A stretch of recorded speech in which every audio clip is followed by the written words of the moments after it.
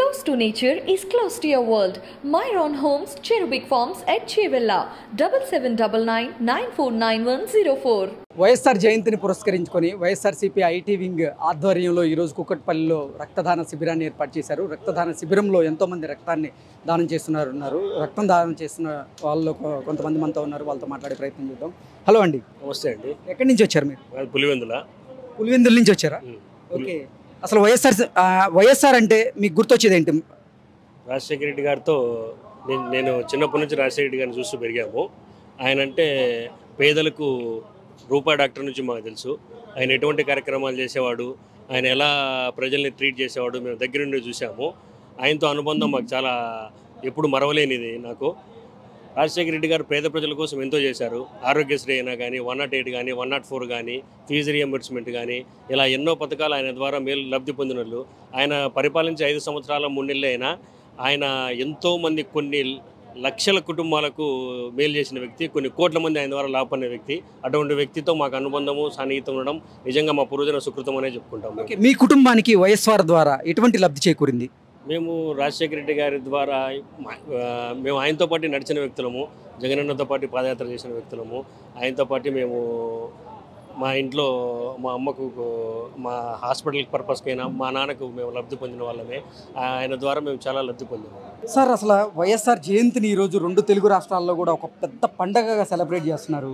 మీరు కూడా ఎంతో ఉత్సాహంగా ఈ సెలబ్రేషన్స్లో పాల్గొన్నారు, రక్తదాన శిబిరంలో పాల్గొన్నారు. ఎలా అనిపిస్తుంది? చాలా మంచిగా అనిపిస్తుందండి. ఎందుకంటే రాజశేఖర రెడ్డి చేసిన కార్యక్రమాలు ప్రజల్లో ఇప్పటిదాకా నిలిచిపోవడము, ప్రజల గుండెల్లో రాజశేఖర రెడ్డి నిలిచిపోయినట్లే నేను అనుకుంటున్నాను. సో ఎవరైనా స్వతహాగా వచ్చి రక్తదానం చేయడం కానీ ఇలాంటి కార్యక్రమం ఆయన యొక్క పుట్టినరోజుని మళ్ళీ జరుపుకోవడం అంటే మామూలు విషయం కాదు.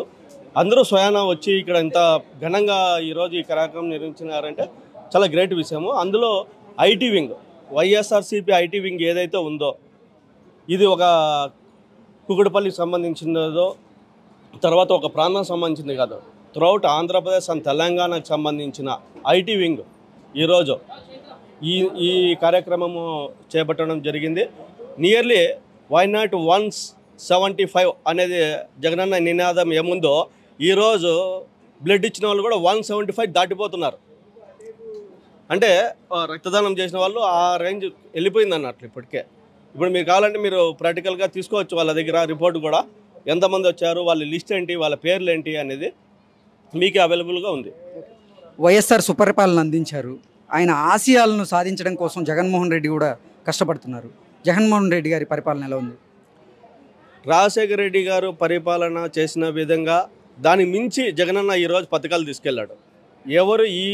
నేను దేశంలోనే, మన రాష్ట్రం కాదు దేశంలోనే ఎవరే కానీ ఎక్కడే కానీ ఇన్ని పథకాలు అమలు చేస్తున్న ఏ రాష్ట్రము లేదు, ఒక ఆంధ్రప్రదేశ్ తప్ప. నేను ఇప్పుడు తెలంగాణలో ఉండి, తెలంగాణ రాష్ట్రంలో అందరూ హెడ్ క్వార్టర్ హైదరాబాద్లో ఉండి కూడా ఈ మాట చెప్పగలుగుతున్నా. ఎందుకంటే 175 సీట్స్ కావాలని నాకే వస్తాయి అని ఎంత కాన్ఫిడెంట్గా చెప్తున్నాడంటే తన గోలు ఏ విధంగా ఉంది, తను చేసే పని మీద ఎంత శ్రద్ధ ఉంది అనేది మీరే గ్రహించవచ్చు. ఇంకా వైఎస్ఆర్ హయాంలో, వైఎస్ఆర్ పరిపాలనలో మీ కుటుంబానికి ఎటువంటి లబ్ధి చేకూరింది?